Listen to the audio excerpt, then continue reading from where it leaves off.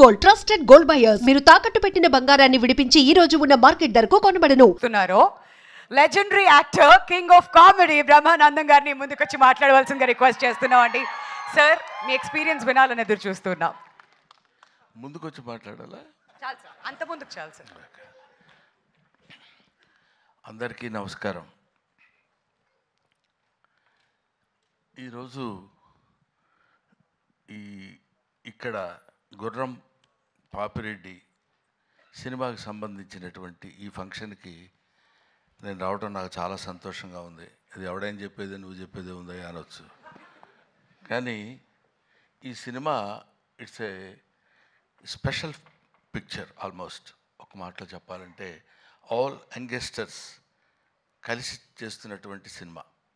ముఖ్యంగా డైరెక్టర్ మురళి చాలా ప్యాషన్ ఉన్న డైరెక్టర్. ఈ సినిమాలో నాకు ఒక జడ్జి వేషం చేయించారు నా చేత. నేను చాలా సినిమాల్లో చాలా క్యారెక్టర్స్ చేశాను కానండి, ఈ సినిమాలో తను చేయించినటువంటి విధానం నాకు బాగా నచ్చింది. ఇది ఒక కొంచెం టెక్నాలజీలో కెమెరామెన్ ఆయన చూపించినటువంటి టాలెంట్ కూడా ఇది నన్ను కొత్త రకంగా చూపించడానికి చేసిన ప్రయత్నం నాకు చాలా నిజంగా చాలా ఆనందంగా ఉంది. అదొకటి చెప్పాలి. ఈ సినిమాలో ముఖ్యంగా అదిగో మా ప్రభాస్ సీను ఏడి ఎందుకు అనుకుంటావు ముందుకురా, ప్రభాస్ సీను, ఇంకా కసిరెడ్డి, కసిరెడ్డినా కసిరెడ్డి రాజ్కుమార్, వీళ్ళు మన కామెడీకి సంబంధించినటువంటి వ్యక్తులు. ఆ తర్వాత నా పేరు చెప్పలేదు ఏంటంటే సిగ్గుపడి తలంచుకుంటున్నాడు Jeevan. You also come to me, రండి. ఈయన క్రీడా కులాల్లో నాతో పాటు ఆయనతో పాటు నేను నటించే అవకాశం నాకు కలిగింది. ఇకపోతే ఇందులో మనం స్పెషల్గా చెప్పుకోవాల్సినటువంటి వ్యక్తి that is Yogi Babu. Yogi Babu almost Tamil చలనచిత్ర పరిశ్రమలో ఇవాళ ఆయనకున్న క్రేజ్ అంతా ఇంత కాదు, మనందరికీ తెలిసిందే. ఈయనతో అంటే ఎన్ని సినిమాలు హీరోలుగా చేశాను. ఈ మధ్య ఈయన హీరోగా చేసిన సినిమా కన్నడ సినిమా ఒకటి యాక్ట్ చేశాను నేను. అటువంటిది very quiet and calm going. చూస్తే కామెడీ చేస్తాడని ఎవడు అనుకోడు, అలా ఉంటాడు. కానీ he will perform the comedy to certain extent. అది ఇట్లాంటి గొప్ప గొప్ప వాళ్ళందరూ కలిసి, అంటే ఏజ్లో చిన్నవాళ్ళు కావచ్చు అఫ్కోర్స్ నాకంటే, అందరూ ఏమండి 2020 220 అంట వీడిదుడు. కాబట్టి ఏమైనా ఇటువంటి నేను మొదటి నుంచి నేను ఆశించేది, నేను కోరుకునేది ఏంటంటే యంగ్స్టర్స్లో నుంచి ఒక అద్భుతాలు వస్తాయనే ఒక పిచ్చి నమ్మకం నాకు. వాళ్ళు రావాలి, వాళ్ళు అలా క్రియేట్ చేయాలి.